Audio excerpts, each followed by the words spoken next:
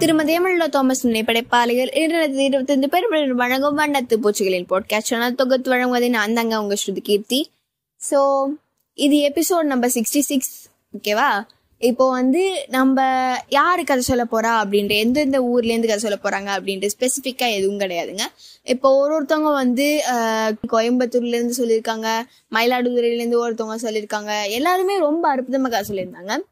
அது கேளுங்களேன், ரொம்ப நல்லா இருந்தது இந்த தடவை. இப்பதானே தீபாவளி வேற முடிஞ்சது, ரொம்ப அற்புதமா இருந்தது. இதுல நான் சயின்ஸ் ஃபேக்ட் ஆட் பண்ணியிருக்கேன். அப்புறம் தீபாவளிக்காக எங்க மிஸ் என்ன சொல்லியிருந்தாங்க அது எல்லாமே ஆட் பண்ணியிருந்தேன். ஸோ இந்த எபிசோட் ரொம்ப ஆர்வமா போகுது.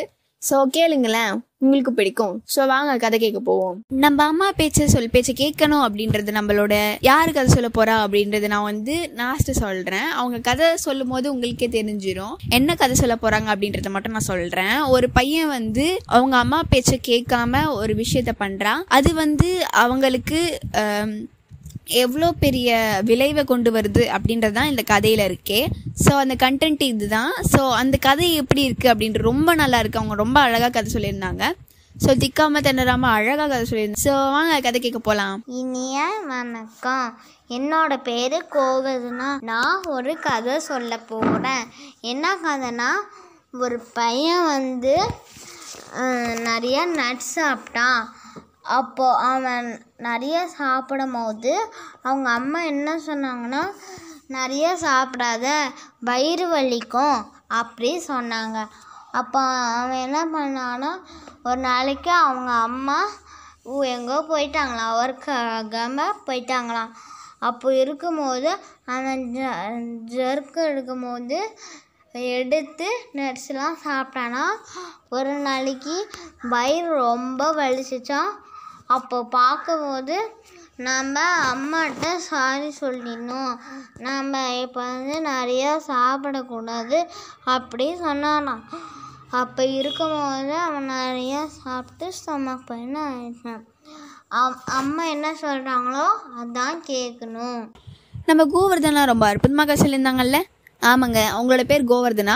ஸோ அவங்க ரொம்ப அற்புதமாக கதை சொல்லியிருந்தாங்க. அவங்க நம்ம வனத்து பூச்சிகள் குழு சார்பாக வாழ்த்திடுவோம் மற்றும் பாராட்டிடுவோம். அவங்க மேலும் மேலும் கதை சொல்கிறதுக்கு ரொம்ப யூஸ்ஃபுல்லாக இருக்கும்.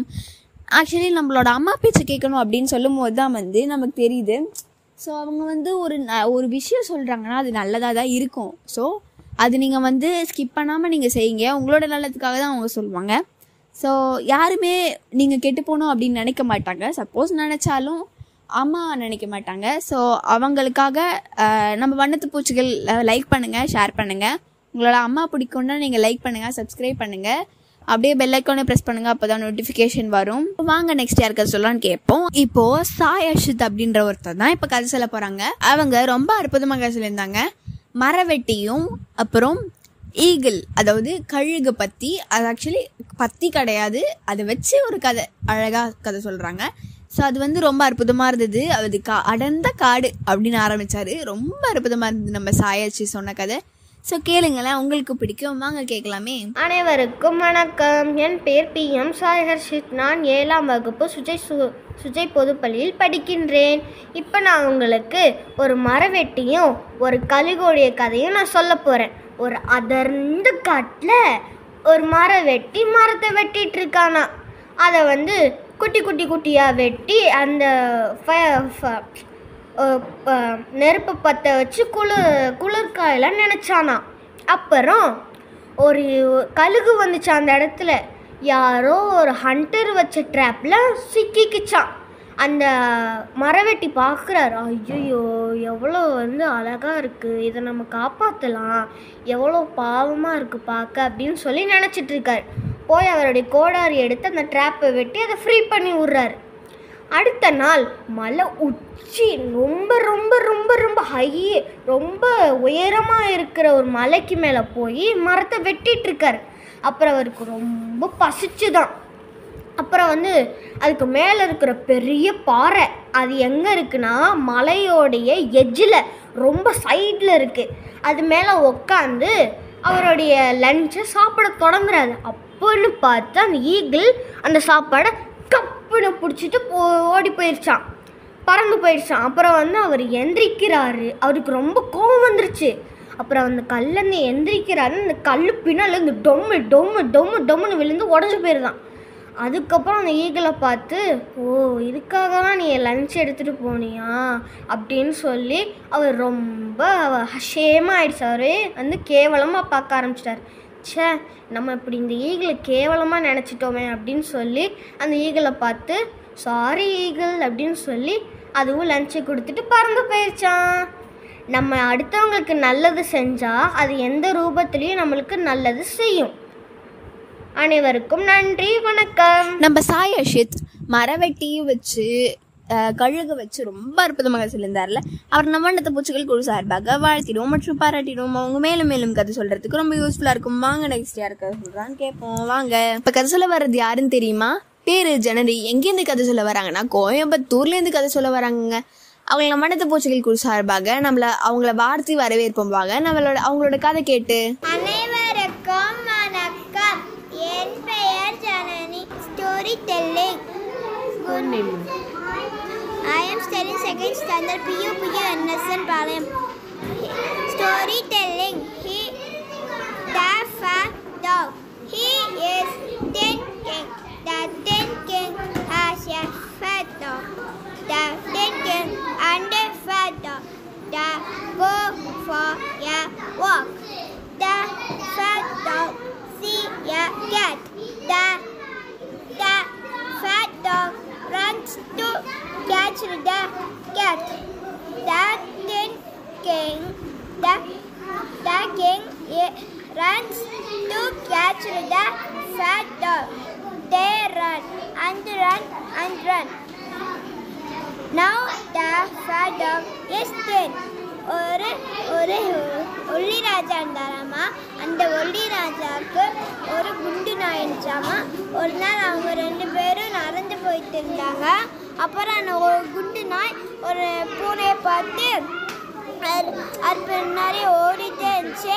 அந்த பூனையை பிடிக்க போகும்போது ராஜா அந்த ஒல்லி ராஜா வந்து அந்த குண்டு நாய் பிடிக்கணும் 2 பேர்த்தையும் பிடிக்க முடியல.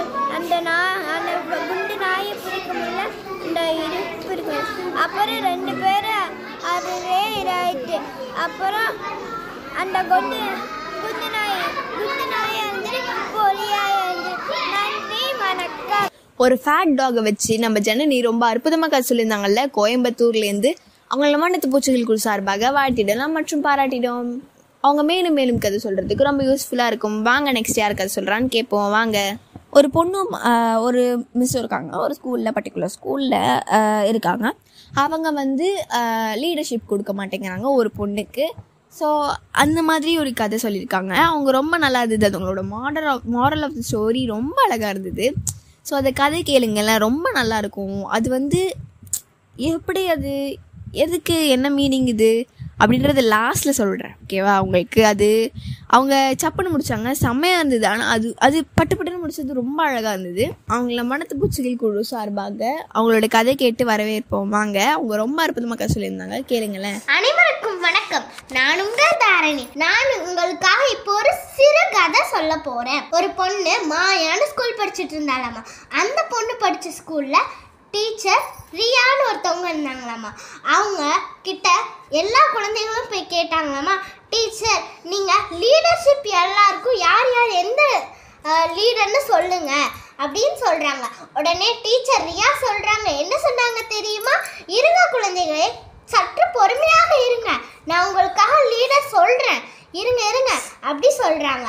உடனே டீச்சரும் எல்லாருக்கும் லீடர்ஷிப் சொல்கிறாங்க. ஆனால் மாயாவுக்கு மட்டும் சொல்லலை. உடனே மாயா கேட்குறா, டீச்சர் நீங்கள் எல்லாருக்கும் லீடர்ஷிப் சொன்னீங்களே, ஆனால் எனக்கு மட்டும் ஏன் சொல்லலை அப்படி கேட்குறா. உடனே டீச்சர் ரியா சொல்கிறாங்க, எனக்கு தெரியும் நீ நல்லா படிக்க மாட்டேங்கிற, என்னோட சப்ஜெக்டில் மட்டும் நீ 0வா வாங்குற, எனக்கு தெரியும் நீ அந்த லீடர்ஷிப் இருக்கிறதுக்காக உனக்கு தகுதியே இல்லை அப்படி சொல்கிறாங்க.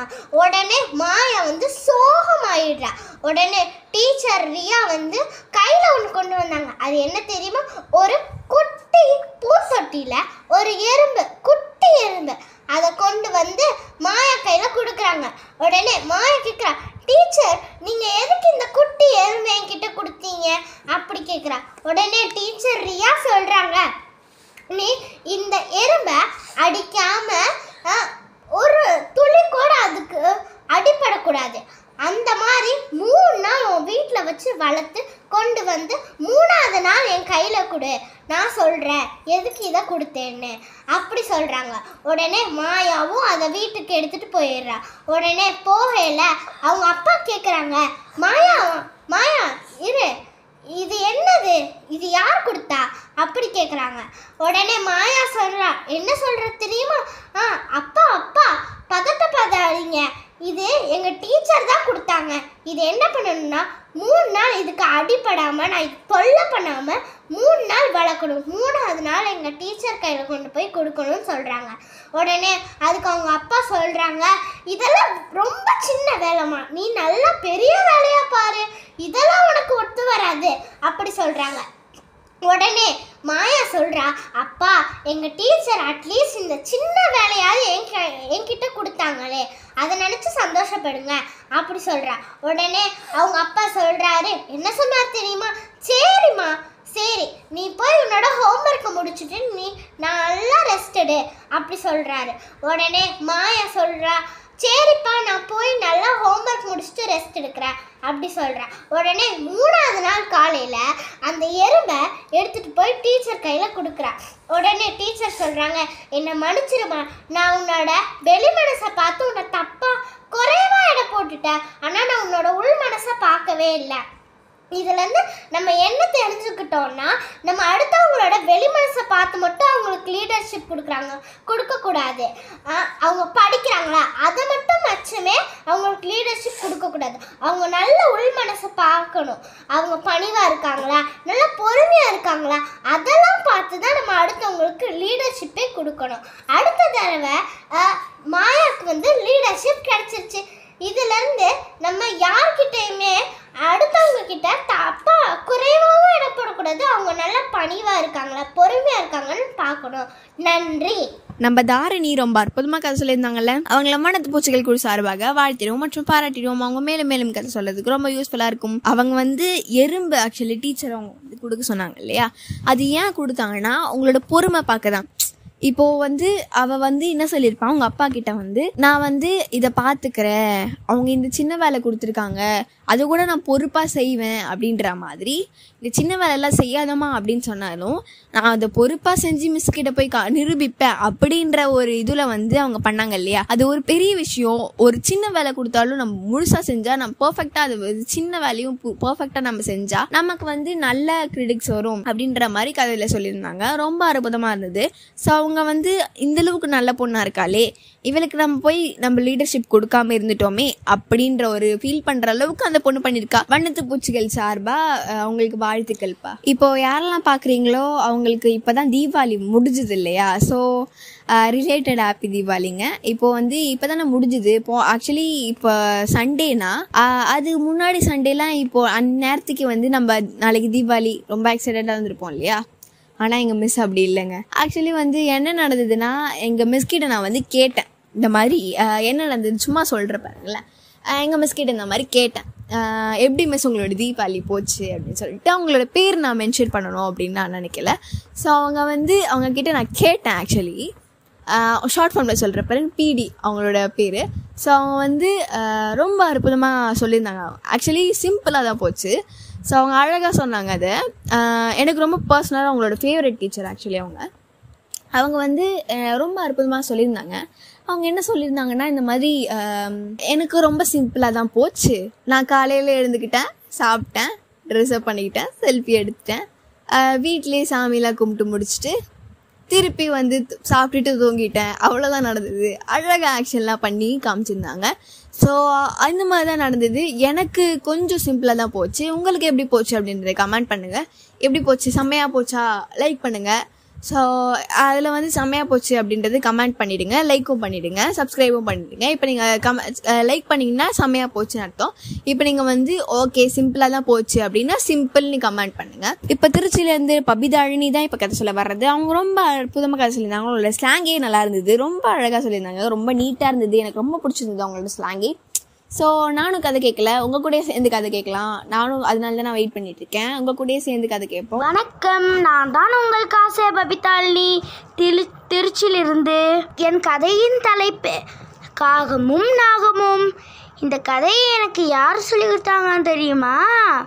என் ஆசிரியர் விஜயா அவர்கள். அந்த கதையை நான் உங்களுக்கு சொல்லி காமிக்கிறேன். ஒரு ஊரில் ஒரு மரத்தில் காகம் வந்து கூடு கட்டி வாழ்ந்துட்டு இருந்துச்சான். அப்போ வந்து அந்த காகம் தினமும் ஒவ்வொரு தடவை அதோட சாப்பாடு தேடி போகுமா. அப்போது டெய்லியுமே ஒரு பாம்பு அதோட முட்டையை உடச்சிக்கிட்டே இருக்குமா. அந்த காகம் பார்த்து ரொம்ப சோகமாயிருச்சான். அந்த பார்த்த காகம் நம்ம ஃப்ரெண்டு நரிக்கிட்ட போய் கேட்போம், அப்போ அந்த பாம்பு என்ன செய்யிருக்கு அப்படின்னு கேட்டுச்சான். நரிக்கிட்ட போய் கேட்டப்போ, நரியே என்னோட கூட்டுக்கு ஒரு கொடிய பாம்பு வருது, அதை அழிக்கிறதுக்கு ஒரு வழி சொல்லு அப்படின்னு அந்த காகம் கேட்டுச்சான். சரி சொல்கிறேன். இளவரசியோட ரொம்ப விலை ஜாஸ்தியான ஏதாச்சும் ஒரு பொருள் எடுத்து ஒரு கூட்டில் போடு அப்படின்னு அந்த நரி சொல்லிச்சான். சரி அப்படி போட்டால் என்ன நடக்கும் அப்படின்னு கேட்டுச்சான். அப்போ அந்த நரி சொல்லிச்சான், நீ ஃபஸ்ட்டு போடு, அதுக்கப்புறம் என்ன நடக்கும்னு நீனே பாரு அப்படின்னு சொல்லிச்சான். சரி அப்படின்னு சொல்லி அடுத்த நாள் காலையில் இளவரசியும் அவங்க தோழியும் குளத்தில் குளிச்சுட்டு இருக்கும்போது அவங்களோட முத்து மாலையை வெளில அவுத்து வச்சுருந்தாங்களாம். அதை பார்த்த காகம் அந்த முத்து மாலையை எடுத்துகிட்டு போகும்போது அந்த இளவரசியை பார்த்துட்டாங்களாம். இளவரசி சிப்பாய்களே அந்த காகத்தை பிடிங்கள் அப்படின்னு சொன்னாங்களாம். சிப்பாய்களும் அந்த காகத்தை துரத்திட்டு போனாங்களாம். அந்த காகம் அதோட கூட்டில் அந்த முத்து மாலையை போட்டுட்டு அது போய் ஒழிஞ்சிட்டு இருந்து என்ன தான் நடக்குதுன்னு பார்த்துச்சான். அப்போ அந்த பாம்பு அதோட முட்டையை உடச்சிட்டு இருந்ததை அந்த சிப்பாய்கள் பார்த்துச்சான். அது பாம்பு இருக்கே அப்படின்னு சொல்லி அந்த பாம்பை அந்த ஆயுதத்தை வச்சு குத்தி கொன்னுட்டாங்களாம். அதுக்கப்புறம் அவங்களோட முத்து மாலையை எடுத்துகிட்டு போய் இளவரசிக்கிட்ட கொடுத்துட்டாங்களாம். இப்போ இந்த கதையிலேருந்து நம்மளுக்கு என்ன புரிஞ்சிருக்கு? மற்றவங்களுக்கு தீங்கு செய்தால் அதே அந்த தீங்கே நம்மளுக்கு வரும். நன்றி, வணக்கம். ஆக்சுவலி நம்மளோட பபிதாழினிக்கு அவங்களோட டீச்சர் தான் அந்த கதையை சொல்லி கொடுத்துருக்காங்க. ஸோ அவங்களுக்கு ரொம்ப பாராட்டுக்கள். ஆக்சுவலி வண்ணத்து பூச்சிகள் குழு சார்பாக அவங்களுக்கு நாங்கள் பாராட்டு தெரிவிச்சுக்கிறோம். ஸோ அவங்க பார்த்துட்டு இருக்காங்கன்னா ரொம்ப நல்ல விஷயம் நீங்கள் பண்ணியிருக்கீங்க அப்படின்றதே எங்களுக்கு தோணுது. ஸோ அவங்க எனக்கு டீச்சராக இருந்திருக்கணும்னு நினைக்கிறேன். ஏன்னா அவ்வளோ அழகான கதை சொல்லி கொடுத்துருக்காங்க நம்ம பபிதாழினிக்கு. அவங்க காகமும் நாகமும் அப்படின்றது டாபிக் வச்சு ரொம்ப அற்புதமாக கதை சொல்லியிருந்தாங்க. ஸோ அவங்களோட வண்ணத்து பூச்சிகள் குழு சார்பாக வாழ்த்திடுவோம் மற்றும் பாராட்டிடுவோம் பபிதாழினிக்கும் அப்புறம் அவங்களோட டீச்சருக்கும். வாங்க நெக்ஸ்ட் யார் கதை சொல்கிறான்னு கேட்போம். வாங்க. பேர் யோகாஸ்ரீ, மயிலாடுதுறையிலேருந்து இப்போ கதை சொல்ல வராங்க. அவங்க ஆத்திச்சூடி இருக்கு இல்லையா, அதை வச்சு அவங்க ரொம்ப அற்புதமாக எழுதி கதை சொல்லியிருந்தாங்க. அவங்களோட வண்ணத்து பூச்சிகள் குழு சார்பாக நம்ம வரவேற்போம் உங்களோட கதை கேட்டு. அனைவருக்கும் வணக்கம். என் பேர் யோகாஸ்ரீ. சென்னையர்களின் நகராட்சி தொடக்கப்பள்ளியில் நான் 5ஆம் வகுப்பு படிக்கின்றேன். ஔவையாரின் ஆத்திச்சூடியில் வைகரையை துயிலெழு என்ற ஆத்திச்சூடியை மையப்படுத்தி கதை சொல்ல போகிறேன். மயில்கள் நிறைந்த நகரமான மயிலாடுதுறையில் கண்மணி பொன்மணி என்ற 2 தோழிகள் 5ஆம் வகுப்பு படித்துக் கொண்டிருந்தார்கள். கண்மணி என்ற தோழி தினமும் காலையில் 5 மணியில் வைகரையில் துயிலெழுவாள். அவளது காலை கடன்களை முடித்து விடுவாள். அதன் பிறகு அவளது தந்தையுடன் நடைப்பயிற்சிக்கு சென்று வருவாள். நடைப்பயிற்சிக்கு சென்று முடித்த பிறகு தனது புத்தக பையை சரிபார்த்து விடுவாள். அதற்கு பிறகு அவரது தாயாருக்கு அவளால் முடிந்த அளவுக்கு சிறு சிறு உதவிகளை செய்து கொடுப்பாள். அவளது உறவினரிடம் நல்ல பெயர்கள் எடுப்பாள். அவள் தினமும் சத்து நிறைந்த பொருட்களை வீட்டில் சாப்பிட்டுவிட்டு அல்லது பள்ளிக்கும் சத்தான பொருட்களை எடுத்துச் செல்வாள். அவள் பள்ளி திறப்பதற்கு முன் 5 நிமிடத்துக்கு முன்பு சென்று விடுவாள். ஆனால் பொன்மணி என்ற தோழியோ வைகரையில் துயில் எழமாட்டாள். தினமும் 8 மணிக்கு எழுந்து காலைக்கடனை முடிக்காமலேயே பள்ளிக்கு வேகமாக செல்ல வேண்டும் என்பதால் புத்தக பையை சரி பார்க்காமலும் ஒரு சில நேரங்களில் அவளது தாயிடம், எனது புத்தகம் எங்கே, எனது தண்ணீர் பாட்டில் எங்கே என்று கேட்டு அவளது தாயை படுத்தி விடுவாள். ஒரு சில நேரங்களில் ஜங்க் ஃப்ரூட்டை சாப்பிட்டும் ஒரு சில நேரங்களில் சாப்பிடாமலும் பள்ளிக்கு செல்வாள். அவள் பள்ளிக்கும் துரித உணவினை எடுத்துச் செல்வாள். ஒரு நாள் இப்படி கடந்து சென்றது நாட்கள். ஒரு நாள் பள்ளியில் காலாண்டு தேர்வு வந்துவிட்டது. அப்பொழுது கண்மணி அவளது பள்ளியில் முதல் மதிப்பெண் பெற்று வெற்றி பெற்றாள். மீதியுள்ள அனைத்து மாணவர்களும் அதிக மதிப்பெண்கள் பெற்று அனைத்திலும் தேர்ச்சி அடைந்தார்கள். ஆனால் பொன்மணியோ 2 தேர்வுகள், அதாவது கணிதம் மற்றும் அறிவியல் தேர்வுகளில் தேர்ச்சி பெறவில்லை. அவரது ஆசிரியரோ, அனைத்து மாணவர்களும் தேர்ச்சி பெற்றுவிட்டார்களே, நீ மட்டும் ஏன் தேர்ச்சி பெறவில்லை? அனைத்து மாணவர்களும் செய்த ஒரு காரியத்தை உன்னால் எவ்வாறு செய்யாமல் இருக்க முடியும் பொன்மணி என்று ஆசிரியர் கேட்டார். ஏன் நீ படிக்கலையா தேர்வுக்கு என்று கேட்டார்கள். அதற்கு பொன்மணியோ, நான் படித்தேன், ஆனால் நான் என்று அவள் பதற்றமாக கூறினாள். அவரது ஆசிரியரும் திட்டினார்கள். நீ அடுத்த தேர்வில் எல்லாம் அதிக மதிப்பெண்கள் பெற வேண்டும் என்று கூறினார்கள். பொன்மணியும் அவமானப்பட்டு அனைவரும் முன் நின்றாள். அப்பொழுது அவளது தோழி கண்மணி பொன்மணியிடம், பொன்மணி, நீ படிக்காததற்கு காரணம் இருக்கலாம், ஆனால் நீ வைகரையில் துயில் எழுந்து காலையில் படித்தால் நீ அதிக மதிப்பெண்கள் பெறலாம். உனது காலை கடன்களை சீக்கிரம் முடித்துவிடு, டிவிகளை அதிக நேரம் பார்க்காதே என்று கூறினாள். ஓ, இதனால் தான் நீ அதிக மதிப்பெண்களை பெற்றாயா என்று கேட்டாள். ஆம், நான் தினமும் காலையில் வைகரையில் துயில் எழுவேன். காலை எழுந்தவுடன் படிப்பேன். பாரதியாரின் காலை எழுந்தவுடன் படிப்பு, மாலை முழுவதும் விளையாட்டு என்பதற்கு ஏற்ப நான் விளங்கினேன் என்று கூறினாள். நான் மாலையில் மட்டும்தான் விளையாடுவேன், நான் டிவி எல்லாம் பார்க்க மாட்டேன் என்று கூறினாள். அதை கேட்ட பொன்மணிக்கு, நீ சொன்ன அறிவுரை நான் தினமும் செய்கிறேன் என்று கூறி பொன்மணியும் காலையில் 5 மணிக்கு வைகரையில் துயில் எழுந்தாள். அவளும் நன்றாக படிக்க ஆரம்பித்தாள். அவளது தாய்க்கு சிறு சிறு வேலைகளை செய்து கொடுத்தாள். அவளது தாயும் மகிழ்ச்சி அடைந்தார்கள். அவளது தந்தையை கூப்பிட்டு, நானும் உடற்பயிற்சி செல்வேன் என்று கூறினாள். அவளது தந்தையும் அதற்கு ஒத்துக்கொண்டார். இதேபோல் நாட்கள் கடந்தது. கண்மணி பொன்மணியும் நன்கு சிறந்து விளங்கினர். கண்மணியும் பொன்மணியும் அடுத்த தேர்வில் அதிக மதிப்பெண்கள் பெற்றனர். அப்பொழுது அவரது ஆசிரியர் பொன்மணி, போன வாட்டி கம்மியான மதிப்பெண்கள் தான் பெற்றாய், இந்த வாட்டி அதிக மதிப்பெண்களை நீனும் கண்மணியும் பெற்றுவிட்டாய் என்று அவரது ஆசிரியர் பாராட்டினார்கள். இந்த கதையில் இருந்து நாம் என்ன தெரிந்து கொண்டோம் என்றால், நாம் வைகரையில் துயில் எழ வேண்டும் என்பதை தெரிந்து கொண்டோம். நீங்களும் இதே போல் கதை சொல்லி வனத்து பூச்சிகள் குழுமத்திற்கு அனுப்புங்கள். நன்றி, வணக்கம். நம்ம யோகாஸ்ரீ ஆத்திச்சூடி வச்சு ரொம்ப அற்புதமாக கதை சொல்லியிருந்தாங்கல்ல. மயிலாடுதுறையிலேருந்து சொல்கிறாங்க. நாங்கள் அவங்கள மனத்து பூச்சிகள் குழு சார்பாக வாழ்த்திடுவோம் மற்றும் பாராட்டிடுவோம். அவங்க மேலும் மேலும் கதை சொல்கிறதுக்கு ரொம்ப யூஸ்ஃபுல்லாக இருக்கும். வாங்க நெக்ஸ்ட் யார் கதை சொல்கிறான்னு கேட்போம். வாங்க. Trivia time. இது ஆக்சுவலி ஒரு சயின்ஸ் ஃபேக்ட் தான். இது நம்மளோட இதுவும் வந்து இது வந்து நான் குவிஸ் மாதிரி கேட்பேன். இந்த தடவை அது கிடையாது. இந்த தடவை நான் உங்களுக்கு ஃபேக்ட் தான் சொல்ல போகிறேன்.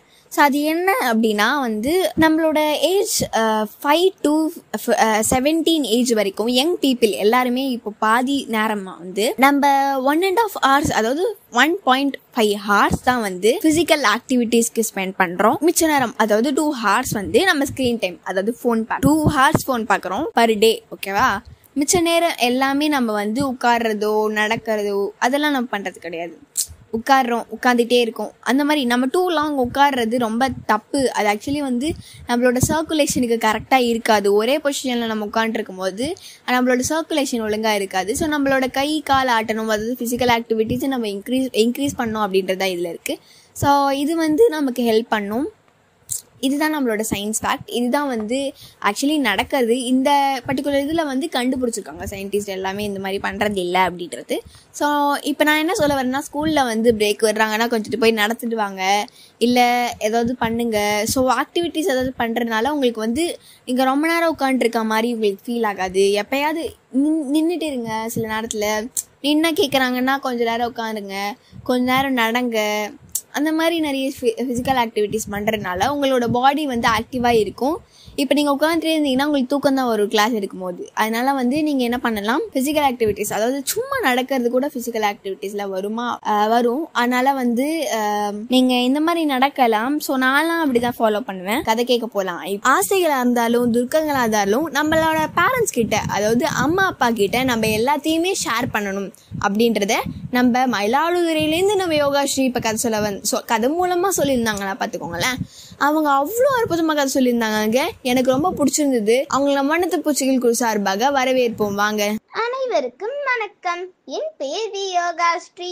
சின்னார்கழி நகராட்சி தரக்கப்பள்ளியில் நான் 5ஆம் வகுப்பு படிக்கின்றேன். கதை சொல்ல போகிறேன். ஒரு அழகான அடர்ந்த காடு இருந்துச்சு. அங்க நல்ல பச்சை பச்சையான மரங்கள் இருந்துச்சு. உள்ள நடந்து போனா ஒரே கீச்சுன்னு ஒரே சத்தமா கேட்டுட்டு இருந்துச்சு. என்னடா அப்படின்னு மேல பார்த்தா பெரிய பெரிய குரங்குகள்லாம் மரத்துல தாவிட்டு பழத்தை படிச்சு கீழே போட்டுட்டு இருந்துச்சுங்க. கீழே என்னன்னு பார்த்தா, ஏன்டா கீழே போடுது அப்படின்னு கீழே குனிஞ்சு பார்த்தா சின்ன குரங்குங்களெல்லாம் அந்த பழத்தை சாப்பிட்டுட்டு மேலே பார்த்துட்டு இருந்துச்சு. அதை பார்த்தோன்னே, ஏன்டா அந்த குரங்குங்க பழத்தை கொடுத்தா சாப்பிடும்ல, ஏண்டா சாப்பிடாம மேல பார்த்துட்டு இருக்கு அப்படின்னு மேல பார்த்தா, அப்பதான் எனக்கு புரிஞ்சிச்சு அதுதான் கதையோட ஹீரோ சிட்டிக்குரங்கு. அந்த சிட்டிக்குரங்கு வந்து மேல உள்ள அம்மாவை கூப்பிட்டு அம்மா அம்மா அப்படின்னு சொன்னிச்சு. தாயில் சிறந்த கோயிலும் இல்லை, தந்தை சொல்மிக்க மந்திரமும் இல்லை என்பதை போல அம்மா அம்மானு கூட்டுச்சு. அவங்க அம்மாவும் மேலே இருந்து மரத்துல இருந்து கீழே குதிச்சுட்டு என்னடா பட்டு ஏன் என்ன கூப்பிட்ட அப்படின்னு கேட்டாங்க. அதுக்கு அந்த சின்ன குட்டி என்ன சொல்லிச்சுமா, அம்மா அம்மா நீங்க மட்டும் தாவறீங்கல்ல, நானும் தாவணும், எனக்கும் ஆசையா இருக்குன்னு சொன்னிச்சு. இதுதான் உன் கவலையா? நீ என்ன சொல்லிட்டேல, அம்மா உன்னோட ஆசையை நிறைவேற்றி கொடுக்குமா இருப்பனா அப்படின்னு சொல்லிட்டு என்ன நல்ல இறுக்கமா என் வயிற்ற பிடிச்சிக்கோ, நான் உன்னை வந்து மரத்துக்கு மரம் தாவ வச்சு தாட்டேன் அப்படின்னு சொல்லிட்டு உங்க அம்மா சொன்னாங்களாம். அந்த குட்டிக்கு சந்தோஷம் தாங்கவே இல்லை. அவங்க அம்மாவை கொஞ்சிச்சான். அவங்க அம்மா என்னை இறுக்கமா பிடிச்சுக்கணும், என் கையை மட்டும் கீழே விட்டுறாத அப்படின்னு சொன்னாங்க. சரிம்மான்னு சொல்லிட்டு அதுவும் மரத்துக்கு மரம் தாவணிச்சான். பார்க்கவே அழகா காட்சி அளிச்சிச்சு. அது மரத்துக்கு மரம் தாவிட்டு அது சொன்னிச்சான், அம்மா நீங்க அழைச்சிட்டு போறது எனக்கு வானத்துல போற மாதிரி இருக்குமா அப்படின்னு சொன்னிச்சான். சரி நீ முதல்ல போறனால உனக்கு வானத்துல போற மாதிரி இருக்கு அப்படின்னு அவங்க அம்மா சொன்னாங்களா. அந்த குட்டியும் நீங்க அழைச்சிட்டு போறதுல எனக்கு ரொம்ப சந்தோஷமா இருக்குன்னு சொன்னிச்சு. அவங்க அம்மா வந்து ஒரு சப்போட்டா மரத்துல நிப்பாட்டினாங்க. அப்ப என்னாச்சு, நாம கதையோட ஹீரோ அங்க என்ன பழத்தை பறிச்சு கீழே போட்டாரு. குட்டி குரங்குங்க இருக்கிறதுலாம் அந்த குட்டி குரங்குலாம் யார நம்ம மேல வளர்த்து எடுத்து போடுறதே அப்படின்னு மேல எட்டி பார்த்துச்சுங்க. நீ எப்படா என்ன, நாங்க நீ என்னது கவனிக்கவே இல்லடா அப்படின்னு சொன்னிச்சுங்க. ஆமா நான் எங்க அம்மாவை அழைச்சிட்டு ஏறிட்டேன் சிங் சிங் அப்படின்னு பாட்டு பாடுச்சு. நாங்களும் எங்க அம்மாவை அழைச்சிட்டு வரண்டா அப்படின்னு சொன்னிச்சான். சரி வாங்க அப்படின்னு அதுவும் சொன்னிச்சான். அந்தந்த குரங்குங்க அவங்க அம்மாவை கூப்பிட்டுட்டு அவங்க அம்மா வைத்து கெட்டியமா பிடிச்சிட்டு ஏற வந்துச்சான். அப்ப அவங்க அப்பா இருக்காங்கல்ல, என்னடா இன்னும் 2-3 மாசம் போனுச்சுன்னா நீங்களே ஏற போறீங்களா, ஏன்டா இந்த உங்களுக்கு தேவையில்லாத வேலைன்னு சொன்னாங்களாம். அதுக்கு அவங்க அம்மா சொன்னாங்களா, இல்ல சின்ன பிள்ளைங்க தானே ஆசைப்படுதுங்க, அது நிறைவேற்றி கொடுக்கணும்ல சொல்லிட்டு அவங்க அம்மாவும் வயத்துல தூக்கிட்டு அவங்க போனா பிடிச்சி மரம் தாவிட்டு இருந்தாங்களாம். அப்ப எல்லா குரங்குக்கும் அவங்க அம்மாட்ட போய் அம்மா தேங்க்யூம்மா அப்படின்னு அவன் அந்த குரங்கு அவன் அம்மா கொஞ்சம் கொல்லாமனுச்சான். அதே மாதிரியே ஒரு சில மாசமும் போச்சான். அப்ப என்னன்னா அந்த குரங்கு குட்டிங்க தானே தாவ ஆரம்பிச்சுட்டு அதுங்களே மரத்துல உள்ளது நான் கீழே போடாம அந்த மரத்திலேயே அதுங்க உள்ள பழங்களை எல்லாம் சாப்பிட்டுட்டு சந்தோஷமா இருந்துச்சுங்க. இந்த கதையில நம்ம என்ன தெரிஞ்சுக்கிட்டோம் தெரியுமா? நம்மள்ட்ட எந்த ஒரு விஷயமா இருந்தாலும் நாம அதை மனசுக்குள்ளே வச்சுட்டு மறைக்க கூடாதுங்க. அது நம்ம அம்மா அப்பாட்ட சொல்லிடணும். அப்பதான் அதுக்கு நம்ம அம்மா அப்பா அதுக்கு சரியான தீர்வு வழங்குவாங்க. இந்த கதையிலேருந்து நம்ம இதை தெரிஞ்சுக்கிட்டோம். நீங்களும் இதே மாதிரி வளர்த்து பூச்சிகளுக்கு உங்களுக்கு தெரிஞ்ச கதைகளை சொல்லி அனுப்புங்க. நன்றி. குரங்குகள் கூட்டத்தை வச்சு ரொம்ப அற்புதமா கதை சொல்லியிருந்த நம்ம யோகாஸ்ரீக்கு வண்ணத்து பூச்சிகள் குழு சார்பாக வாழ்த்திடுவோம் மற்றும் பாராட்டிடுவோம். அவங்க மேலும் மேலும் கதை சொல்றதுக்கு ரொம்ப யூஸ்ஃபுல்லா இருக்கும். இந்த எபிசோடு உங்களுக்கு ரொம்ப பிடிச்சிருக்கும் அப்படின்னு நம்புறேன். ஆமாங்க, கன்க்ளூஷனுக்கு வந்தாச்சு. திருமதி தோமஸ் படைப்பாளர்கள் 2025 பேர் ஒன்று வழங்கும் வண்ணத்து பூச்சிகளின் பாட்காஸ்ட் தொகுத்து வழங்குவது நான் தான் உங்கள் ஸ்ருதி கீர்த்தி. பை பாய், டாடா, குட் பாய்.